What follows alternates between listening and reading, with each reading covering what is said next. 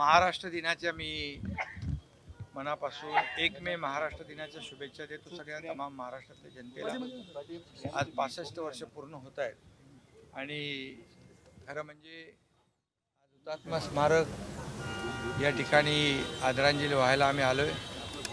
ज्या हुतात्म्यांनी या महाराष्ट्राच्या निर्मितीसाठी संयुक्त महाराष्ट्राच्या लढ्यासाठी आपल्या प्राणांचं बलिदान दिलं, या मातीसाठी आपलं रक्त सांडलं, त्यांना विनम्र अभिवादन करतो। आणि खऱ्या अर्थाने त्यांच्या त्यागामुळे बलिदानामुळे आज आपण महाराष्ट्रामध्ये सर्वसामान्य लोकांना न्याय देण्याचं काम करतो। आणि या हुतात्म्यांनी आपल्या बलिदानातून खऱ्या अर्थाने हे स्वातंत्र्य मिळवून दिलं महाराष्ट्राला। त्यांना अभिप्रेत असलेलं काम या महाराष्ट्र राज्याच्या वतीने शासनाच्या वतीने आपण करतो।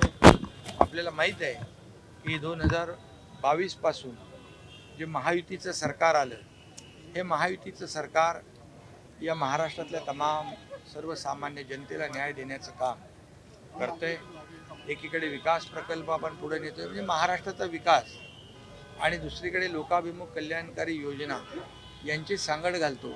आणि त्यामुळेच खऱ्या अर्थाने झालेल्या विधानसभेच्या निवडणुकांमध्ये याच ज्यांनी बलिदान दिलं आपले, त्यामध्ये ज्ञात अज्ञात जे लढा देणारे खऱ्या अर्थाने काही हुतात्मे झाले 106, आणि त्यांच्या आशीर्वादाने या महाराष्ट्रातल्या जनतेच्या आशीर्वादाने लँडस्लाईड मॅन्डेट मिळालं। न भूतो न भविष्यतो अशा प्रकारचं दैदिप्यमान यश मिळालं। आता आणखी सरकारची जबाबदारी वाढली आहे। सरकार या हुतात्म्यांना अभिप्रेत असलेलं काम लोकाभिमुख या ठिकाणी करतंय।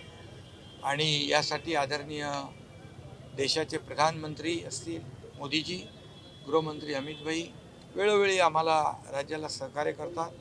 डबल इंजिनचं सरकार काम करतं आहे।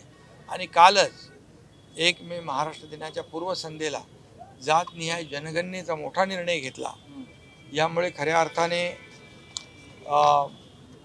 सर्वसामान्यांना एक न्याय देणारं सामाजिक न्यायाचं महाद्वार उघडलं आहे।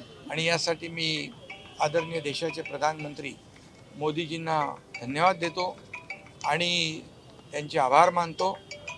खऱ्या अर्थाने जो शेवटचा घटक आहे आदरणीय भारतरत्न डॉक्टर बाबासाहेब आंबेडकर यांना अभिप्रेत सर्व शोषित, दलित, पीडित, गरीब शेवटच्या माणसाला न्याय मिळाला पाहिजे, न्याय शेवटच्या माणसापर्यंत पोचला पाहिजे, यासाठी संविधान आणि आपल्या भारताची घटना त्यांनी लिहिली। आणि कालच्या निर्णयामुळे शेवटच्या माणसापर्यंत न्याय पोहोचवण्याचं काम होईल। आणि मी या ठिकाणी हेही सांगतो की या देशाचे प्रधानमंत्री आत्ताच आपल्या वेव्ज या कार्यक्रमाला येऊन गेले आणि त्या ठिकाणी देखील त्यांना मार्गदर्शन केलं। परंतु काल निर्णय घेतला त्यावेळेस सकाळी तिन्ही दलाच्या, सेना दलाच्या तिन्ही म्हणजे वायुसेना, नौसेना आणि थलसेना या तिघांच्या प्रमुखांची बैठक घेतली की पाकिस्तानला धडा कसा शिकवायचा, त्यांना मोकळीक दिली। आतापर्यंत कधीही आपल्या सीमेवर लढणाऱ्या जवानांना कधीही मोकळीक मिळाली नव्हती, पण मोदीजींनी दिली। कठोर निर्णय मोदीजींनी सकाळी घेतला आणि या देशावर झालेला हल्ला, जे आपले निरपराध लोक, बेकसूर लोक मारले गेले, त्यांचा बदला आणि हा झालेला हल्ला दहशतवादी पाकधार्जिना दहशतवादी हल्ला पूर्णपणे मोडून काढण्यासाठी तिन्ही दलाच्या बैठका घेऊन कठोर मोदीजी दिसले। आणि संध्याकाळी सर्वसामान्य लोकांना न्याय देणारे मोदीजी दिसले। आणि आज इकडे जे वेव्जमधून जे नवीन यंग क्रिएटर आहेत, मीडिया आहे, एंटरटेनमेंट आहे, हे क्षेत्र पण मोठं आहे।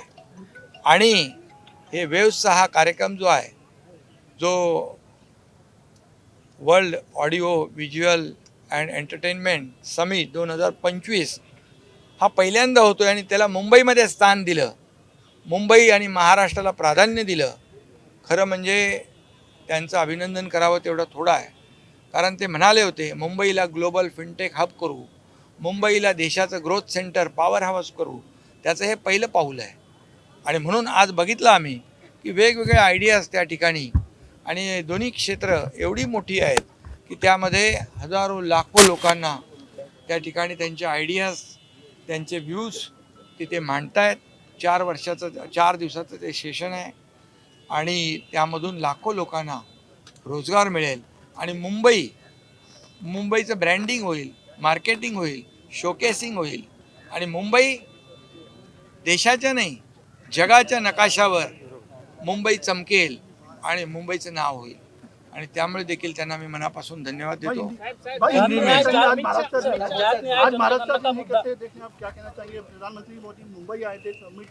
एक मई महाराष्ट्र दिन के उपलक्ष्य पे मैं सभी तमाम महाराष्ट्र की जनता को शुभकामनाएं देता हूं, बधाई देता हूं. आज यहाँ पर हुतात्मा चौक है. यही इन्हीं हुतात्माओं ने महाराष्ट्र के लिए, अपने भूमि के लिए अपना बलिदान दिया है. उनको मैं विनम्र अभिवादन करता हूं और उनको अभिप्रेत जो काम है राज्य सरकार के माध्यम से सर्व सामान्य आम आदमी जो है वो मुख्य प्रवाह में आना चाहिए. इसलिए पिछले 2.5-3 साल से हम लोग एक विकास प्रकल्प आगे बढ़ा रहे हैं. दूसरी तरफ लोकाभिमुख कल्याणकारी योजनाओं को आगे बढ़ा रहे हैं और इसीलिए ये सही श्रद्धांजलि ये जिन्होंने बलिदान दिया है उनको मिलेगी और आगे भी ऐसा ही काम इस राज्य का विकास को आगे बढ़ाएंगे. आज मोदी जी भी मुंबई में आए थे.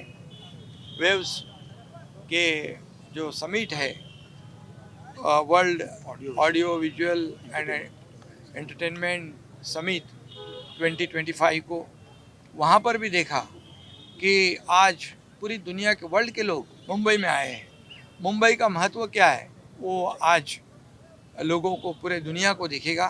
और मैं धन्यवाद देता हूँ मोदी जी को क्योंकि उन्होंने पहले कहा था कि मुंबई को ग्लोबल फिनटेक हब बनाएंगे, मुंबई को पावर सेंटर बनाएंगे और इसी का एक पहला कदम ये आज उन्होंने रखा है. क्योंकि ये पहली बार इतना बड़ा समिट हो रहा है और उसमें कई जो मीडिया है, एंटरटेनमेंट है, उसके अनेक रूप दिखाई पड़े और इसलिए ये बहुत बड़ी इंडस्ट्री है. उसको समर्थन करना, उसको सपोर्ट करना ये भी ज़रूरी है और वो मुंबई सिलेक्ट किया, इसलिए धन्यवाद देता हूँ मैं. मुंबई अभी सिर्फ भारत के नहीं पूरी दुनिया के नक्शे पे मुंबई दिखेगी, मुंबई चमकेगी, मुंबई का महत्व जो है बढ़ेगा. इसलिए मैं आदरणीय प्रधानमंत्री मोदी जी को धन्यवाद देता हूँ. और कल सुबह मोदी जी ने तीनों दल के, सेना दल के, वायुसेना, नौसेना के प्रमुख लोगों की बैठक ली थी. पाकिस्तान ने जो हमारे साथ घिनौना काम किया है, हमारे बेकसूर लोगों को मारा है, उनका बदला जो है वो मोदी जी लेंगे. और मैंने पहले भी कहा है कि इनका बलिदान व्यर्थ न जाएगा और उसकी शुरुआत भी उन्होंने की. आज तक कभी भी इतने हमले हो गए लेकिन कभी भी ऐसा करारा जवाब नहीं दिया था. लेकिन मोदी जी ने पुलवामा का सर्जिकल स्ट्राइक भी किया. इससे पहले अब हमारे जवानों के सर काटकर पाकिस्तान में लेके जाने का घिनौना काम आतंकवादियों ने किया था. लेकिन तभी सरकार जो थी चुपचाप बैठी थी और मोदी जी ने ईंट का जवाब पत्थर से दिया है. और आगे उन्होंने कहा है कि ऐसा जवाब देंगे, ऐसा करारा जवाब देंगे कि पाकिस्तान फिर से हिंदुस्तान की ओर आँख उठाकर नहीं देखे. और इसलिए मुझे लगता है कि ये उनका जो हमला है वो आखिरी होगा. पाकिस्तान का नामो निशान मिटाने का काम देश के प्रधानमंत्री मोदी जी करेंगे. ये पूरी दुनिया हमारे देश के देशवासियों को पूरा विश्वास है। जात न्याय जनगणना का मुद्दा सर है कि हम आतंकवादियों को चुन कर मारेंगे और जब तक आतंकवाद खत्म नहीं होगा तब तक हम लड़ते रहेंगे। और दूसरा सवाल यह है कि जातीय जनगणना को लेकर अब श्रेयवाद की लड़ाई भी शुरू हुई। देखिए, मैं यही बात कहता हूँ कि जिन लोगों ने हमला किया है उनको तो चुन चुन के मारेंगे ही, क्योंकि उनका कई लोगों का घर बम से उड़ा दिया है, बुलडोज़र से उड़ा दिया है, उनको तो छोड़ेंगे नहीं। लेकिन उनके पीछे जो पाकिस्तान है, उसके नापाक इरादे जो है, उसको भी मिटाएंगे मोदी जी। इतना मैं कहता हूँ, क्योंकि उसकी शुरुआत हो गई है। और अभी जातीय जनगणना का श्रेय लेने की बात आप करते हो, तो इतने साल कांग्रेस की सरकार थी, तो क्यों उन्होंने जातीय जनगणना नहीं की? कई सालों से मांग थी। आज़ादी के बाद पहली बार ये निर्णय प्रधानमंत्री मोदी जी ने लिया है। आज हर जाति को न्याय मिलेगा, हर समाज को न्याय मिलेगा। और इसलिए जो श्रेयवाद की बात करते हैं उनको मेरा सवाल है कि आपके हाथ में सरकार थी, तब आपने क्यों नहीं किया? क्योंकि वोट बैंक की राजनीति उन्होंने की, वोट बैंक की लालच में उन्होंने ये निर्णय नहीं लिया। इसलिए विपक्ष के नेता राहुल गांधी जी को मेरा सवाल है कि जब आपके हाथ में सत्ता थी, पावर थी, सरकार था, तब आपने क्यों नहीं किया? तभी भी मांगे पूरी देश में से लोग, देशवासी कर रहे थे।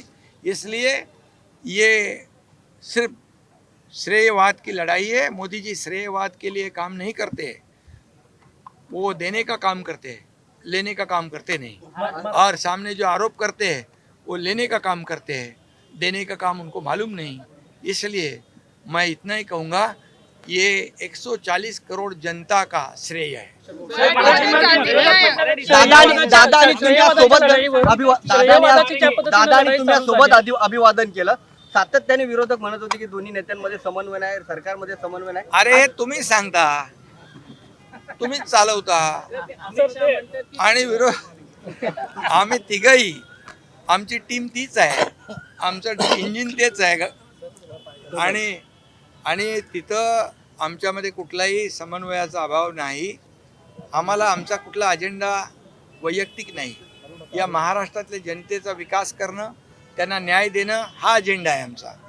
त्यामुळे श्रेयवादाच्या लढाईमध्ये जे लोक आज विरोधी पक्ष नेते राहुल गांधी याचा श्रेय घेण्याचा किंवा श्रेयवादाचा जो काही प्रयत्न करतायत, खरं म्हणजे त्यांचं सरकार इतके वर्ष होतं, 60 वर्ष, मग 60 वर्षामध्ये का निर्णय घेतला नाही, हा माझा सवाल आहे त्यांना। आणि म्हणून राहुल गांधी असतील किंवा काँग्रेस असेल किंवा इंडिया अलायन्स असेल, मोदीजींना धन्यवाद द्यायला पाहिजे की आझादीनंतर, स्वातंत्र्यानंतर हा धाडसी निर्णय घेण्याचं काम मोदीजींनी केलं आहे। याला धाडस लागतं, हिम्मत लागते। त्या लोकांनी वोट बँकचं राजकारण केलं, वोट बँक सांभाळण्याचं काम केलं आणि म्हणून त्याला उत्तर मोदीजींनी दिलं। यापूर्वी देखील धाडसी निर्णय मोदीजींनी घेतले, मग तो आपला काश्मीरचा 370 कलम हटवण्याचा विषय असेल, नारी शक्ती वंदन बिल आहे, आरक्षण देण्याचा विषय असेल, ट्रिपल तलाक असेल, CAA असेल, वक्फ बोर्डाचा निर्णय असेल, त्याला हिम्मत लागते। ती हिम्मत त्यांच्यामध्ये नाही आहे, समजलं की नाही? आणि म्हणून मोदीजी हे फायटर आहेत, फायटर, आणि म्हणून तेच निर्णय घेऊ शकतात। म्हणून पाकिस्तानला धडा तेच शिकवू शकतात। देश विदेशातील प्रत्येक घडामोडींचे लाईव्ह अपडेट मिळवण्यासाठी आता साम टीव्हीच्या सर्व सोशल मीडिया प्लॅटफॉर्मला लाईक, फॉलो आणि सबस्क्राईब करा। तसंच सर्व नोटिफिकेशनसाठी बेल आयकॉन प्रेस करायला विसरू नका।